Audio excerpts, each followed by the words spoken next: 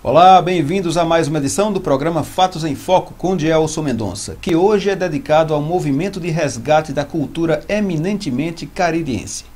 Estou falando da Guerrilha do Ato Dramático, que já vai na sua quinta edição e somente neste ano com 30 companhias de teatro se apresentando.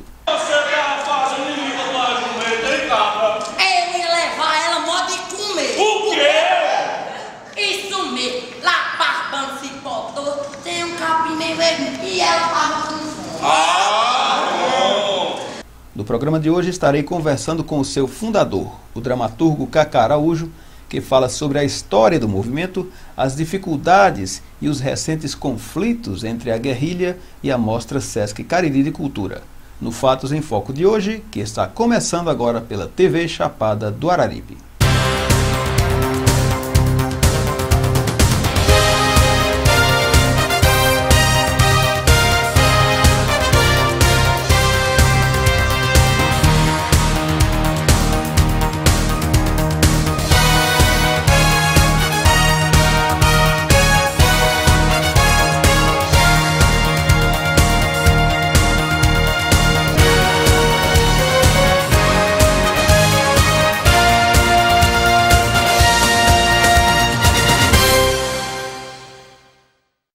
O Cariri é reconhecido internacionalmente como um celeiro de cultura, uma região que foi colonizada, entre aspas, a partir do ciclo do couro, cujos habitantes originais eram os índios cariris. Nos últimos séculos, a região desenvolveu uma identidade cultural única que a diferencia das demais regiões na música, na dança, na literatura, e tudo isso tem influenciado a consolidação de uma nova estética também na dramaturgia, tendo na atualidade grandes representantes. Acontece que nem sempre esses valores, os artistas caririenses, puderam ter seu espaço garantido e valorizado. Por isto mesmo foi que em 2009 surgiu a Guerrilha do Ato Dramático Caririense como um movimento de resistência e de resgate à cultura do Cariri. O movimento, que inicialmente abraçou a dramaturgia, também pretende se expandir para outras áreas de atuação, como a música, as artes plásticas, na chamada Confederação das Artes do Cariri. E para conversarmos sobre a guerrilha, ninguém melhor do que o seu fundador, Cacá Araújo. Bem-vindo ao programa Fatos em Foco. Em primeiro momento, gostaríamos de saber como surgiu esse movimento, a Guerrilha do Ato Dramático Caririense. Olha, a guerrilha teve início no ano de 2009, surgida de uma grande insatisfação da classe artística do Cariri, especialmente o pessoal que faz teatro, dança e circo, pela minimização dos espaços, nós diríamos, pelo descaso que a grande vitrine da arte caririense, que era a Mostra Sesc, estava tendo com os artistas, que inicialmente a mostra cumpria de forma muito digna o papel de difundir a arte e a produção local. Mas após o quarto, quinto ano, passou a abraçar mais a função de intercâmbio manco, de apenas trazer espetáculos de fora, trazer espetáculos de outros centros nacionais, internacionais, muito embora bons espetáculos, mas esqueceu de difundir, de abrir espaços para a produção local. Isso, enquanto apenas um ou outro grupo estava insatisfeito, tudo bem, mas quando nós resolvemos nos unir e criar a nossa própria vitrine, que é a guerrilha, que não é um evento, é um movimento de afirmação e resistência cultural, aí passamos sim a constituir numa grande insurreição contra o abandono, contra o descaso, contra o mercenarismo, contra o preconceito cultural, e tudo isso foi gerando um grande ganho político do ponto de vista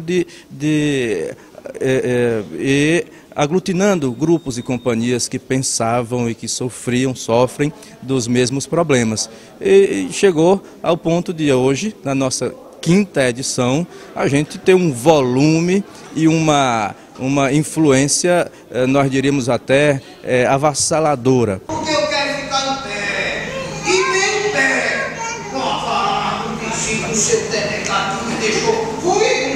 Olha, o seu que significa, mas já falei com. Tanto procuramos influenciar nas políticas públicas em termos culturais, quanto também em provocar, fustigar a discussão acerca de como está sendo o formato de grandes mostras realizadas na nossa região, porque nós queremos que efetivamente esse formato atenda às demandas locais, que realmente favoreça o intercâmbio cultural, que realmente favoreça a que nós assistamos os grandes e bons espetáculos que vêm de qualquer lugar do país ou do mundo e que os nossos espetáculos também sejam oferecidos para essa grande celebração da arte, que são os festivais como um todo.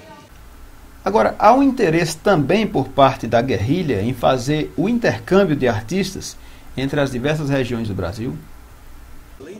Sim, nós temos, inclusive em algumas de nossas edições, a gente teve a presença, a participação de grupos de Pernambuco, de Fortaleza, temos contato com grupos e companhias e movimentos alternativos do Sul e do Sudeste e também da Europa. A nossa ideia é fazer com que a guerrilha tenha focos em vários locais do nosso estado e também do nosso país, para que a gente possa, levar nossos espetáculos para fora, trazer estes espetáculos de outras localidades para o Cariri, de modo que a gente possa discutir as diversas abordagens estéticas, os diversos conceitos e formas de fazer arte, de fazer teatro no Brasil e no mundo.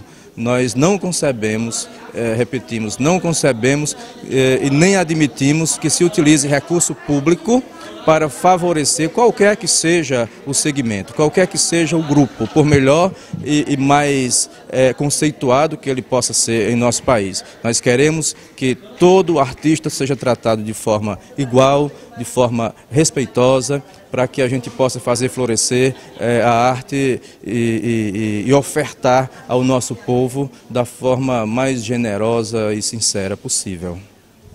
Por que neste ano aconteceu essa celeuma toda que a gente viu aí nos meios de comunicação e nas redes sociais entre a Mostra Sesc Cariri de Cultura e a guerrilha do ato dramático? A guerrilha está incomodando muito, né? Porque quando a gente consegue incomodar um gigante como é o Sesc, nós até dizemos, o Sesc é uma instituição fabulosa, de extrema importância no desenvolvimento sociocultural do nosso país. A Mostra Sesc é um grande evento. Nossa grande discussão é no formato desse evento. É um formato que não favorece o intercâmbio legítimo, não favorece a inserção das grandes potencialidades cênicas do Cariri. Isso nós achamos que é um equívoco muito grande. E a guerrilha surgiu dessa lacuna, surgiu a partir dessa lacuna, e nós não temos a menor cerimônia de dizer que durante estes 5 anos a gente oferece aos turistas que vêm aqui ao Cariri e ao próprio público do Cariri, que se efervesce todo sempre no mês de novembro para ver teatro, para ver dança, para ver circo, e ele acaba vendo o que o seu próprio povo faz, o que o seu próprio artista faz. E desde 2009 a gente vem realizando com apoio da Prefeitura Municipal, 2009, 10, 11, 12, e nunca foi crime. E porque em 2013 passou a ser crime a Prefeitura Municipal apoiar a guerrilha, isso é absurdo.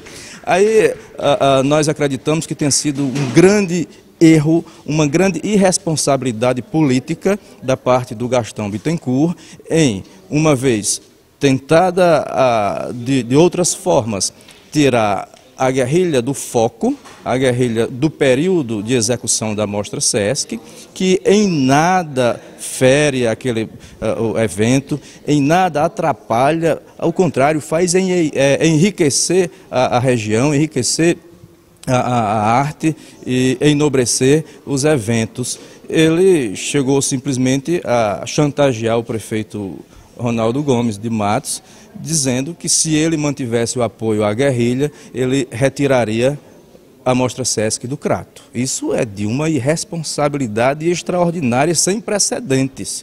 E, somando-se a isso, nós sabemos que tem pessoas aqui no Crato que gozam da amizade política, que fazem parte do mesmo staff e grupo político que o Gastão, como é o caso do vice-prefeito do Crato, que nada fez para que esse problema fosse resolvido. Se o Gastão tivesse vindo conversar com a guerrilha, afirmar-se enquanto pessoa sensível para com a arte e o artista local, nós teríamos resolvido esse problema. Porque nós não somos um evento. Nós temos bandeiras, por exemplo, e o Gastão sabe disso. Nós mandamos um e-mail para a assessoria dele dizendo que nós tínhamos a intenção de discutir o formato da Mostra Sesc, de incluir na curadoria da Mostra Sesc pelo menos 2 representantes da guerrilha, isso de forma muito democrática e legítima, que nós queríamos discutir um plano, um programa de circulação de espetáculos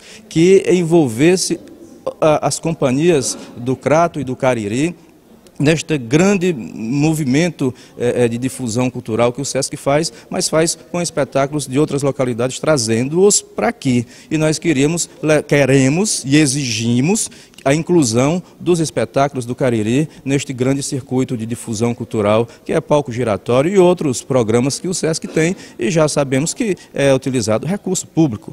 E uma outra coisa também que a gente pretende discutir com o Sesc, com a FEComércio, porque quem dá a palavra final é o Gastão Bittencourt, é um programa de formação, não feito no Rio de Janeiro, em Fortaleza, mas discutido aqui com a guerrilha, discutido com as pessoas que fazem teatro, que fazem dança, que fazem circo no nosso Cariri, porque nós é que sabemos quais são as nossas demandas, nós é que sabemos em que nós precisamos nos aperfeiçoar. E é uma grande oportunidade de discussão, de estabelecer um grande diálogo com o Sesc e com a FEComércio, ver como a gente inclui o artista nas decisões de seus próprios destinos. Isso é muito mais do que legítimo, não fere ninguém.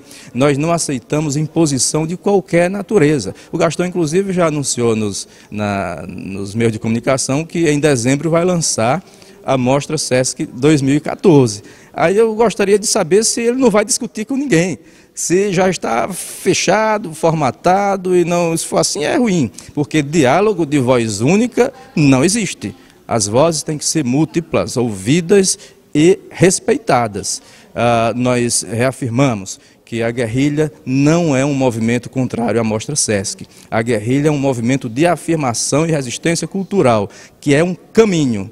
E, obviamente, quem se interpõe neste caminho, que é glorioso, valoroso e legítimo, termina por sofrer alguma consequência. Nós não admitimos que Gastão saia do conforto de seu gabinete e venha aqui no Crato, venha aqui no Cariri, dizer como deve se comportar as nossas prefeituras, como deve se comportar os nossos artistas. Nós temos autonomia, temos soberania e queremos respeito. É isso que nós queremos. Queremos uma Mostra Sesc cada vez melhor, mais ampla, mais participativa, mas que inclua a arte e o artista local. E também queremos realizar a nossa guerrilha e outros movimentos que inclua outras linguagens, a música, o cinema, as artes visuais como um todo, a literatura. Isso nós pretendemos através de uma grande mobilização das artes e dos artistas para que ninguém, em hipótese alguma, venha de forma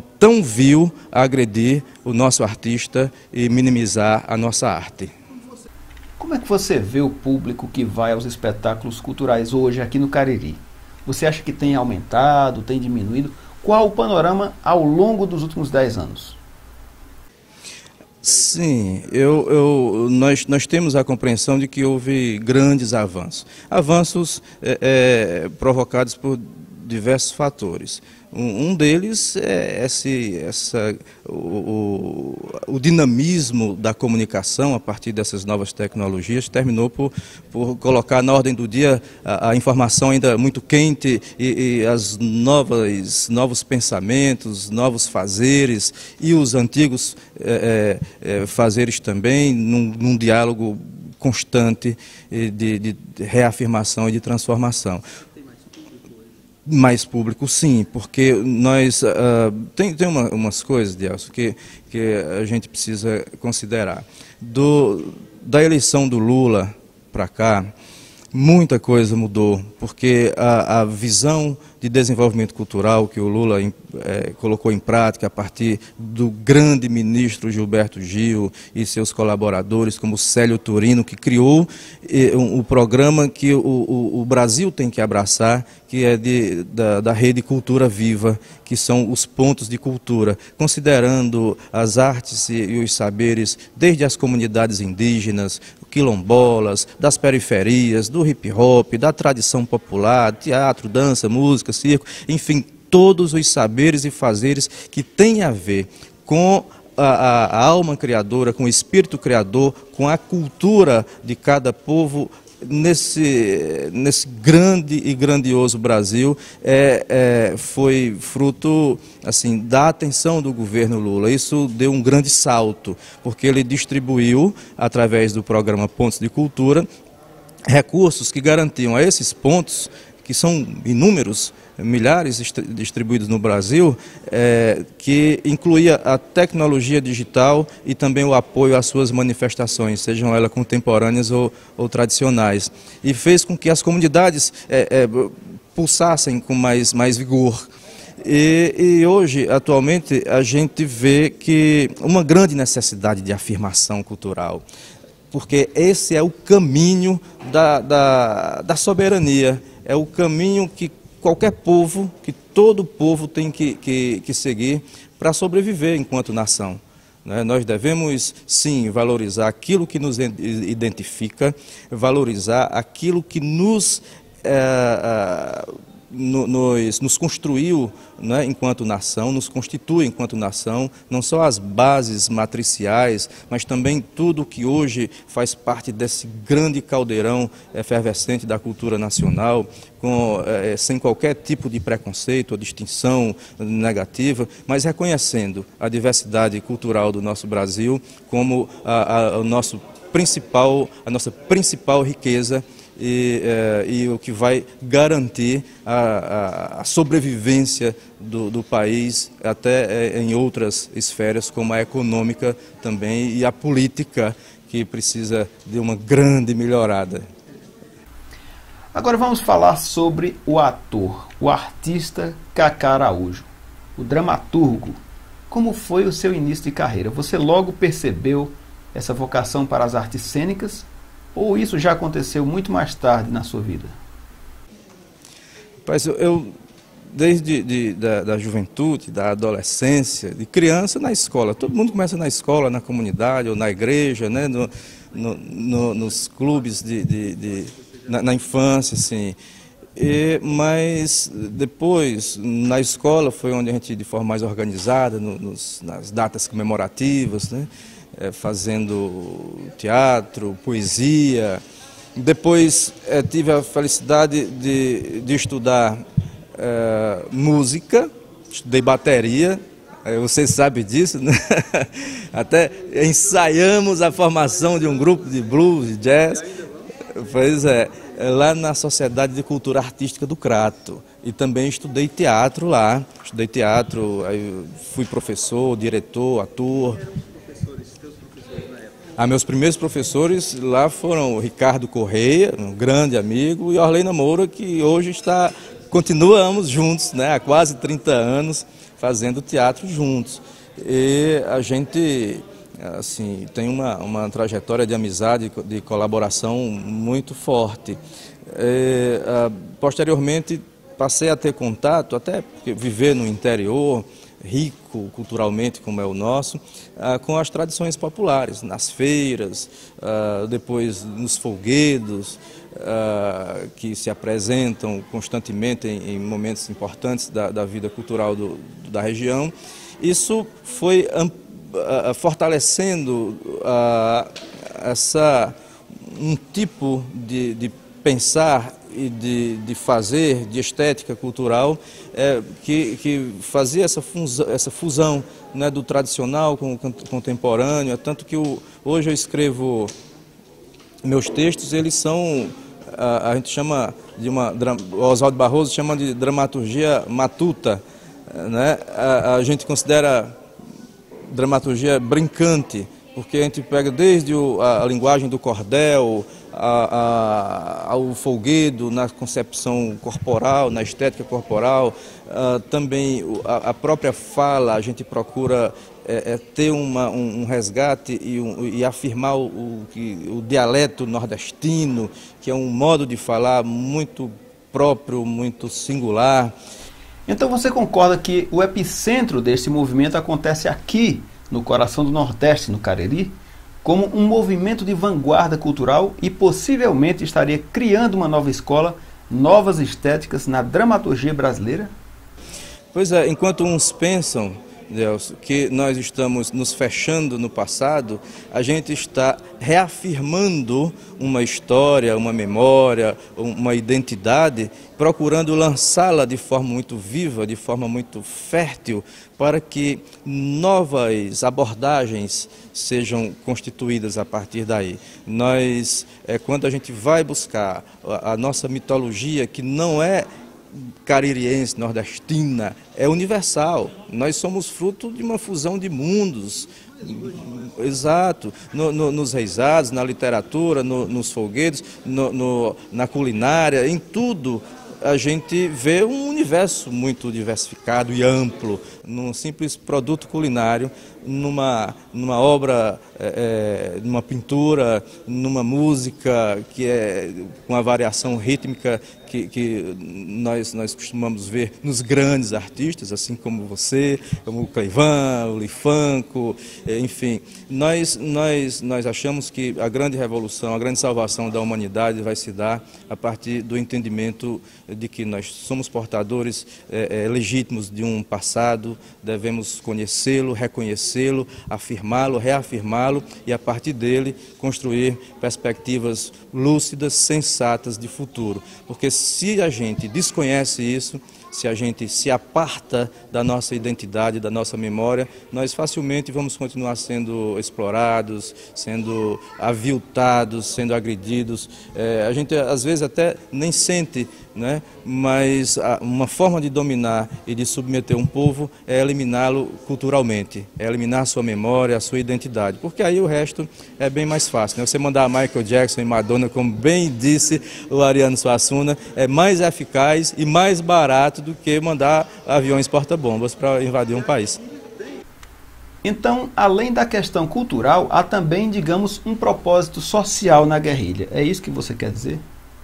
Exato, social, de procurar ofertar ao povo o que do povo nasceu, né? Todas as manifestações culturais, sejam elas as mais díspares e diferentes possíveis, elas têm o seu nascedouro na nossa existência cultural, comunitária, social, na nossa vivência, nas nossas interfaces com outras linguagens, com outros povos, quer dizer, no conhecimento que a gente consegue acumular ao longo da nossa vida, o artista, o grupo, enfim.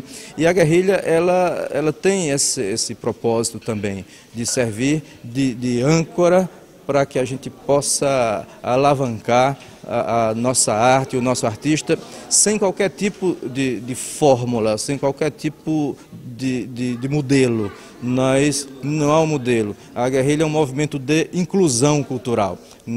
Aqui nós temos todas as tribos, todo tipo de estética dramática, do mais embasado na tradição popular, ao que viaja nas novas concepções dramatúrgicas e de encenação que o mundo apresenta hoje, aquele que está começando agora, que este é o nosso lugar, este é o lugar deles, até os que batalham há mais tempo.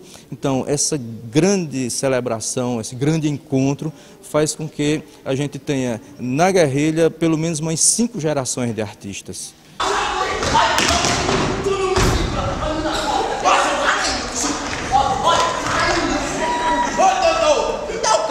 Aonde encontraram isso? Na estrada do Cipotô. Tá em viva com a jumenta que tá rodando lá.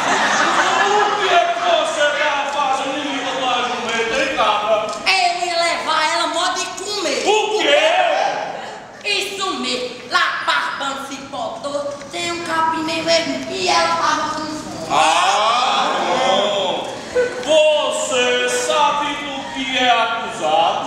Não, senhor. Quem foi que me deu uma cruzada? É de quem mesmo? Você conhece aqui o seu Zé de Pau Seco? Seu Zé, sim. Pau seco, não. Aonde eu moro é parcelão de pau seco. O seu Zé aqui disse que Maria Zeneida... Do Rego Seco? Isso, Maria... Nós temos pessoas que têm os seus 60, 70 anos de idade, com mais de 40 anos de profissão, e pessoas que estão estreando agora na guerrilha, com 12 anos de idade, com 13. Então, essa a grande satisfação nossa, de saber que a gente está coletivamente construindo um caminho de afirmação cultural. Cacá Araújo, todo artista, toda celebridade, todo aquele que se dedica a uma intensa atividade que depois se torna gratificante, que produz frutos para a sociedade, acaba por ter sua vida marcada por pontos altos e baixos. Qual foi ou quais foram os principais pontos em sua carreira que você citaria como os mais importantes, pelo menos até agora? Olha, eu assim, distinguiria 3 momentos. O primeiro deles foi a minha estreia. Eu, dirigido pela Orleina Moura, fazendo O Mágico de Oz, eu era o guarda. Só tinha uma fala, talvez, não lembro bem. E entrava poucas vezes, abria uma janelinha na porta do castelo do Mágico de Oz, colocava, usava uns bigodes assim, mas antes da estreia eu ficava, acho que todo artista passa por isso, né? Muitos já me falaram, eu ficava, rapaz, o que é que eu estou fazendo aqui? Eu estava muito quieto no meu lugar e fui inventar de fazer essa porra, de entrar em teatro, porque esse povo todo esperando acular, será que vai dar certo? Quer dizer, essa ansiedade, isso marcou muito, foi a minha estreia mesmo. E depois, mais adiante, a gente fez alguns espetáculos interessantes no grupo cênico da SCAC. O Pagador de Promessas, que eu interpretei o Zé do Burro, uma personagem muito forte, muito marcante, e a Ópera do Malandro, que foi um texto do Chico Buarque, que nós, na época, foi mais ou menos censurado no Raquel de Queiroz, né, na SCAC, aí eu, o Ricardo, justo por conta do texto, o texto politicamente muito pesado, tinha um linguajar muito do povo, muito popular, coloquial, e a Soraya Piancó participou, o Marcos Carvalho, enfim, tinha uma turma muito grande, o próprio Ricardo, Delma Feitosa, a Adalto Garcia, e o Ricardo, eu era o produtor do espetáculo, o Ricardo o diretor, e acho que o Wilson Júnior era o assistente de direção. E a gente foi abrir testes para fazer para Geni, que era um viado, um homossexual, né? Lá, traficante de perfumes e tal. E só apareceu o viado para fazer, né? Os caras já eram mesmo, aí Ricardo só reprovando. Eu disse, Ricardo, a minha personagem ia ser o Chaves, que era o delegado de polícia, né? Machão. Aí eu disse, Ricardo, eu faço. Ele disse, faz mesmo, Cacá? Eu faço. Eu disse, pois é, bom, um homem fazendo, talvez a gente veja um pouquinho mais de arte nisso aí. Aí foi fazer o teste. Agora, o sacrifício grande para eu conseguir os trejeitos, né? E foi a Adriana, que é a irmã da Soraya, foi a encarregada de me fazer caminhar como a Geni, né? E a gente ensaiava no colégio estadual. Então ela estabeleceu uma linha, aí você vai andar pisando, né, sobre essa linha. Aí, no outro dia eu estava com os quadris assim, doloridos, nunca tinha feito esses movimentos.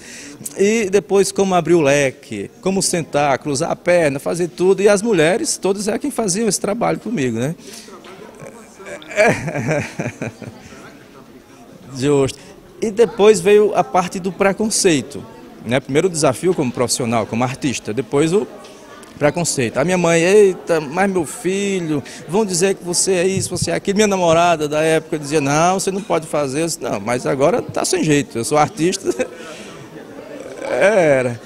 Mas fizemos lá no SESI, foi um sucesso, A gente via assim as levas de pessoas indo a pé, lotando aquele teatro, o Teatro Valdemar Garcia, né, do grande homem do teatro cearense, Valdemar Garcia.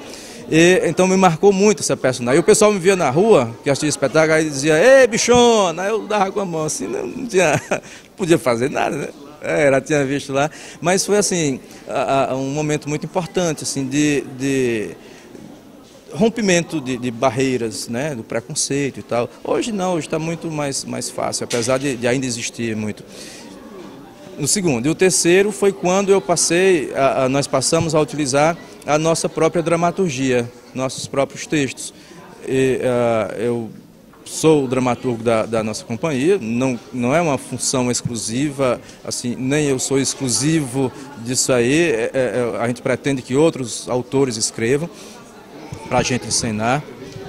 Exato, né? Eu tenho textos em outras estilos, estéticas, que tem um texto que foi montado em Portugal por uma companhia já muito respeitada em Lisboa, texto que foi montado no Paraná, e em São Paulo estão montando um outro texto meu, de modo que a peça que deu foi A Comédia da Maldição. Ele, assim, nós temos já desde 2005 que a gente está em cartaz com esse espetáculo. Nós, do elenco original, ainda mantemos eu, a Orleina Moura, Jonísia Fernandes e o José Hernani, que ele é o brincante da mula. Está afastado porque sofreu uma agressão e ainda está se recuperando fisicamente. Mas assim, já passaram, o Correinha passou, ele tocava na bandinha, muita gente boa já passou, o meu falecido cunhado, que era nosso produtor, que hoje dá o nome ao troféu que a gente outorga, entrega sempre na guerrilha, que é Juscelino Leal Lobo Júnior. E a personagem que eu faço é o Tandô, que é um bêbado, né? Aliás, ele é bêbado porque foi preterido pela mulher amada, que resolveu casar-se com um homem rico, que ficou rico depois que achou uma botija. Depois ele faleceu, a viúva ficou ali. E quando a filha se enamora do padre, que passa a virar mula sem cabeça, esse bêbado é quem consegue desvendar o mistério e livrá-la da maldição. Aí retoma a paixão antiga, né? Eu faço o Tandô e a Orleina faz a viúva Fantina. Então, essa personagem, ela, assim, para mim é muito marcante esse momento, porque inaugurou uma nova era da minha carreira, não só como ator, mas como dramaturgo, como encenador, enfim, a gente tem assim, sempre a satisfação de manter a peça em cartaz. Tem outros espetáculos, como A Donzela e o Cangaceiro, que tem uma vertente mais ecológica, faz alusão ao sítio, a preservação do sítio Fundão aqui no Crato. Tem a personagem Seu Gefresso, que aparece na peça como sendo uma esfinge, numa releitura das esfinges gregas, né, da mitologia grega, que termina por lançar um enigma para que aquele que consiga decifrar vai adquirir o poder do beijo e vai desencantar a donzela, e a paz e a harmonia vai voltar a reinar no sítio Fundão. Não vai haver mais devastação, exploração, as águas vão correr livremente, os bichos vão viver de forma respeitosa e harmônica, enfim, é o que a gente pensa para a natureza, é o que a gente deseja, e termina transportando para a arte, para assim, essa grande vontade de ver a humanidade retomar esse seu destino, né, de respeitar o universo, a natureza em especial. Tem outros textos também, o Pecado de Clara Menina, que eu fiz, foi inspirado num poema de origem medieval, lusitano. Assim, a autoria do poema ainda hoje é disputada por Espanha e Portugal, né? De tão antigo que já se confundiu, ninguém sabe, na verdade, de onde veio, mas chegou até nós a partir da própria tradição oral, né? A gente faz uma releitura de alguns pecados que a humanidade, isso até tendo a influência cristã, católica também, como a luxúria, a ambição, enfim, né? E é muito interessante porque a gente ambientou aqui no Crato, o reino, reino de Monte Alverne, aí tem o Barão do Riacho Fundo, o Conde de Santa Fé, o Visconde do Muriti, aí tem tudo assim, e as pessoas quando assistem, a gente diz, lá em Monte Alverne tem isso não, lá não sei aonde, é bem legal, bem interessante. E outros que a gente fez, as presepadas de Zé Eusébio, que é inspirado num cordel, a história do cavalo que defecava dinheiro, que o Ariano Suassuna também foi beber nesta literatura popular, neste cordel em especial, a inspiração para fazer o primeiro ato do Alto da Compadecida e vários outros textos. Tem um outro que foi uma encomenda assim, uma provocação de alunos lá da Leão Sampaio, que estavam trabalhando o tema, era ditadura militar, movimento estudantil no período da ditadura, e eu escrevi um texto baseado na história de Helenira Rezende, uma comunista, militante comunista, vice-presidente da UNE, que foi assassinada na guerrilha do Araguaia. Lágrimas no Papel. A gente vai até remontar esse texto com a Orleina Moura no papel, um monólogo. E outro, que é Monólogos das Flores Violadas, esse que foi montado em Portugal, nós já montamos aqui também, que é baseado numa série de reportagens sobre exploração sexual de crianças e adolescentes nas rodovias federais do Ceará. Uma reportagem muito boa, riquíssima, feita pelo jornal O Povo, o Dimitri Túlio e outros. Assim, foi uma coisa muito interessante. Aí eu fiz baseado nessas histórias, nos depoimentos, baseado em fatos reais, muito forte, é uma peça de denúncia social e teve uma boa repercussão aqui. Foi lançado em Portugal por ocasião da abertura de uma campanha internacional de combate à exploração sexual de crianças e adolescentes, violência contra a mulher. Ao final do espetáculo, o pessoal recebeu uma chuva de flores, o elenco, assim, até pela pertinência do tema. Foi uma coisa muito importante para mim, enquanto dramaturgo, né? E para o nosso município, né? Apesar de as pessoas pouca gente sabe disso, né? E esse grupo talvez venha participar da próxima guerrilha, viria nessa, se nós tivéssemos a condição, né, de recepcioná-lo, mas acreditamos que para o próximo ano, para 2014, a gente tem a condição de realizar esse intercâmbio. Inclusive, a ideia é essa, de que cada grupo da guerrilha convide um grupo de fora e a gente possa recepcioná-lo, e este grupo de outra localidade tenha a obrigação de provocar o caminho inverso, que esta companhia possa apresentar-se nessa localidade onde é radicado o grupo. E a gente pretende trabalhar isso muito junto ao movimento alternativo, porque os movimentos oficiais normalmente são muito fechados, esses grandes festivais são fechados, você vê a Mostra Sesc, é uma loucura, é bonito, importante, é belo, maravilhoso, mas é fechado para aquilo de mais importante que a região oferece, que é a sua arte, o seu artista, não é só no teatro, na dança, mas na música, enfim, todas as outras linguagens. A gente precisa rediscutir isso, o Gastão precisa se abrir, sair do seu escritório, liberar os seus amigos, os seus correligionários aqui, desarmadamente, vir conversar com o povo, com o artista do Cariri, para ver o quanto de maravilhoso vai ser o resultado desse diálogo sendo restabelecido. Cacá, acho que você teve conhecimento do recente episódio envolvendo a artista Tatiana Vanderlei, que é uma cantora lírica cratense premiadíssima na Itália e que enviou uma proposta para vir se apresentar aqui no Crato pela Mostra Sesc Cariri de Cultura 2013 e teve o seu trabalho rejeitado, infelizmente.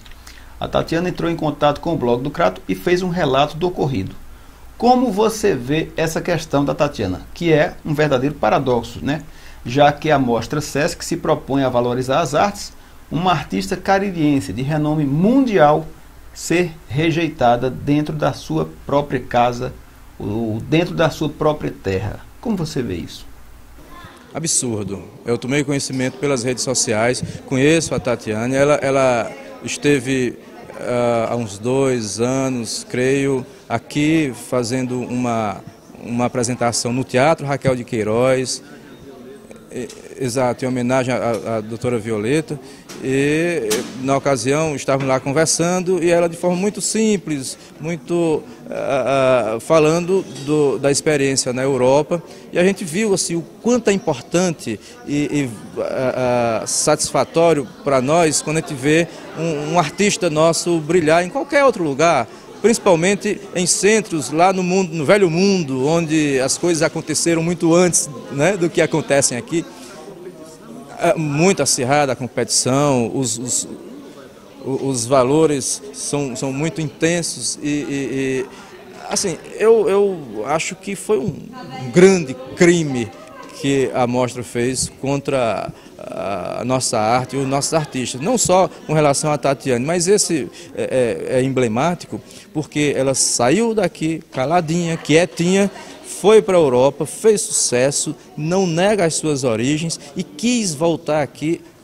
Lá ela foi premiada com as maiores honrarias que a Europa pode oferecer para a categoria que ela exerce, profissão, e ela queria nos presentear com o seu espetáculo e fomos alijados dessa possibilidade por uma política de curadoria equivocada que precisa ser alterada, modificada antes que a mostra perca o sentido para os artistas e para a região. Cacá Araújo, muito obrigado por participar desta edição do Fatos em Foco. Eu tive um imenso prazer em tê-lo aqui no nosso programa. Quero parabenizá-lo pelo seu trabalho, pelo seu imenso esforço em conseguir esse resgate da arte genuinamente caririense. Neste ano a gente já sabe que são 30 companhias participando da guerrilha e eu desejo sucesso para as próximas edições, pois você confirma, finalmente, que é um verdadeiro guerrilheiro da cultura caririense.